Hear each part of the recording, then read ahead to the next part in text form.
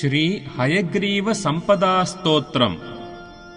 हयग्रीव हयग्रीव हयग्रीवेति वादिनम् नरम् मुञ्चन्ति पापानि दरिद्रमिव योषितः। हयग्रीव हयग्रीव हयग्रीवेति यो वदेत् तस्य निस्सरते वाणी जह्नुकन्या प्रवाहवत्। हयग्रीव हयग्रीव हयग्रीवेति यो ध्वनिः विशोभते च वैकुण्ठकवाटोद्घाटनक्षमः।